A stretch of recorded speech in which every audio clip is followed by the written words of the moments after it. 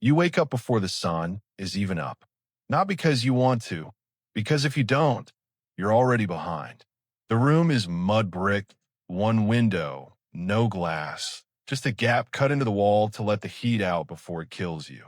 You're lying on a woven reed mat on a packed dirt floor, and somewhere close, you can hear the Nile. Not roaring, just breathing. That low, constant sound of water moving past reeds. It's the only clock this place has ever needed. Here's the question we're actually asking today. If you were dropped into ancient Egypt for one single day, no warning, no prep, would you actually survive it? Spoiler, it's closer than you think, and not for the reasons you're expecting. Let's start with who you even are in this scenario, because ancient Egypt did not treat every wake-up call the same. If you're a farmer, which statistically you almost certainly are, your day started with your feet already in mud. Literally, the Nile flooded every year like clockwork, and that flood is the only reason Egypt existed at all.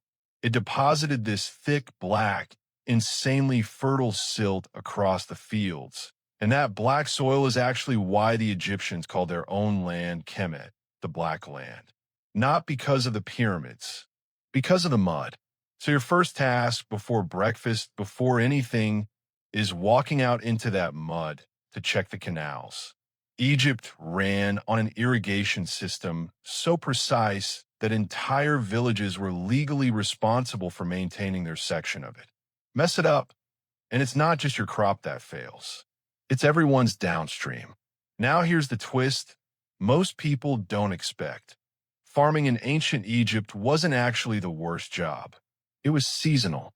For a few months a year, when the Nile flooded and the fields were underwater, farmers had nothing to farm. And guess where they went instead? Straight to the pyramids. Yeah, let's kill a 200-year-old myth right now. You're not watching slaves get whipped up ramps, dragging stone blocks against their will. Archaeological digs near Giza found worker villages with bakeries, breweries, and medical facilities good enough to show evidence of healed broken bones, meaning workers were treated well enough to recover and go back to work. These were seasonal laborers paid in bread and beer, doing state-mandated labor during their farming off-season. It was less slavery and more world's most brutal, most religious construction job. And when we say brutal, we mean it. If you're pulling limestone blocks today, you're waking up at first light, eating a ration of bread and dried fish, and hauling stone in desert heat that regularly hits over 40 degrees Celsius. No sunscreen, no hydration box, just linen wrapped around your head and whatever water your crew brought that morning. By midday, the sun is directly overhead and everything stops. Not because anyone's being kind to you, because working through peak heat in Egypt could genuinely kill you, and dead laborers don't move stone. So the whole operation pauses. People eat, they rest in whatever shade exists, and this is honestly the one part of the day that might feel almost relatable. A forced midday break sounds nice until you remember you're doing it in the open desert with zero shade infrastructure. Let's talk about food because this is where things get weirdly specific. Bread and beer were, without exaggeration, the foundation of the Egyptian diet. Not luxury bread either. A coarse, dense bread made from emmer wheat, usually gritty with actual sand and stone particles from the grinding process. That grit is why archaeologists studying Egyptian mummies consistently find worn-down teeth. Your average Egyptian adult was slowly grinding their own molars flat with every single meal for their entire life. And the beer wasn't for fun. It was thick, nutrient-dense, low alcohol, and it was safer to drink than the actual river water, which was full of parasites. Beer was your hydration, your calories, and your protein source, sometimes handed out as literal payment for labor. Workers at Giza were paid in beer rations. Imagine your paycheck showing up as 4 liters of porridge beer and a loaf of gritty bread. That was a good day. Now here's the part where the twist hits. You'd assume the biggest daily threat in ancient Egypt was something dramatic: crocodiles in the Nile, scorpions, heat stroke. And sure, those were real. But the actual, statistically biggest threat to your one day in ancient Egypt was something almost invisible: parasites. Schistosomiasis, a parasitic infection carried by freshwater snails living in the Nile and its irrigation canals, was so widespread that Egyptologists studying mummified remains found evidence of infection in a huge percentage of bodies examined. If you were a farmer wading into canal water every single day, which you would be, you were being exposed to this constantly. It caused chronic bleeding, organ damage, and was so common that some scholars believe certain hieroglyphs describing blood in the urine were referring to it as a normalized, expected condition, not an illness. Just Tuesday. Let that sit for a second. An entire civilization normalized a parasitic infection as background noise in daily life. That's the twist. It's not the pharaohs or the pyramids that would get you. It's the water you'd have to touch just to survive the day. Okay, let's zoom out from farming and laboring for a second, because your one day could have looked completely different depending on your class.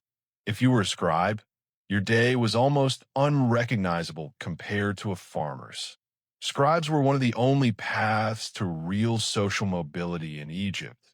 You didn't need noble blood. You needed to pass brutal training that started as a child, memorizing hundreds of hieroglyphic signs through repetition, and, according to surviving texts, plenty of physical punishment. One preserved scribal text literally tells students, "A boy's ear is on his back. He listens when he is beaten." Egyptian education was not gentle. But if you made it through, your one day looked like this. You're sitting cross-legged, papyrus scroll across your lap, recording grain shipments, tax records, temple inventories. You're inside, mostly out of direct sun, and your biggest physical complaint is probably back pain from sitting hunched for hours. Compared to hauling limestone in 40-degree heat, this is basically a spa day. And if you were somehow part of the noble or priestly class, your one day involves servants, imported linen instead of coarse local weave, food that includes actual meat and honey instead of gritty bread, and religious duties inside cool stone temples instead of open fields. The gap between your day as a farmer and your day as a noble wasn't just comfort, it was survival odds. Nobles lived measurably longer. The class you were born into in ancient Egypt wasn't just about wealth. It was about how many years you got. By late afternoon, no matter who you are, the temperature starts easing and the Nile becomes the center of everything again. This is when people wash, not in private bathrooms, but in the river itself or in canals alongside laundry, alongside livestock. Yes, the same water carrying those parasites we just talked about. Hygiene in ancient Egypt was actually more advanced than people assume. Soap-like substances made from oil and lime, regular bathing, and even basic dental care using early tooth cleaning tools. But all of it revolved around a water source that was simultaneously keeping them alive and slowly making them sick. As the sun drops, work stops for almost everyone. This is when families gather, when bread and beer are shared, when the day's religious observances happen. Small offerings, prayers to household gods, because religion in ancient Egypt wasn't confined to temples. It was baked into the entire rhythm of the day, present in nearly everything from farming rituals to bedtime. And then, as it gets dark, properly dark, with almost zero artificial light beyond oil lamps, the day just ends. No electricity, no distractions after sunset. Just the sound of the Nile again, the same sound that woke you up, closing out the same day it opened. So here's the unifying theory, the thing that actually ties this whole day together. Ancient Egyptian life wasn't built around comfort. It was built entirely around the Nile schedule, its flood, its water, its silt, its risk. Every single part of a normal day, whether you were a farmer, a laborer, a scribe, or a noble, existed in direct relationship to that one river. It fed you, it clothed you through the crops it grew, it built the pyramids by freeing up seasonal labor, and it slowly poisoned you through the very water it provided. Egypt wasn't a civilization that conquered its environment. It was one that learned to live in exact, precise rhythm with it. And here's the part that should actually mess with you a little. We still do this, just quieter. You don't think about it, but your entire day, right now, is shaped by systems just as invisible as the Nile's flood cycle. Your commute exists because of infrastructure someone else built decades ago. Your food exists because of a supply chain you'll never see. You're not free from an external rhythm dictating your day. You just don't notice yours because it doesn't require you to wade through parasite-infested water to survive it. So would you have made it? Honestly, if you're reading this from a farmer's mudbrick house, gritty bread in hand, beer as your only safe drink, and canal water as your only bathroom option, probably. Most people did. Not comfortably, not painlessly, but the human body is more adaptable than we give it credit for. The real question isn't whether you'd survive one day in ancient Egypt. It's whether you'd even recognize your own life as difficult once you got used to it.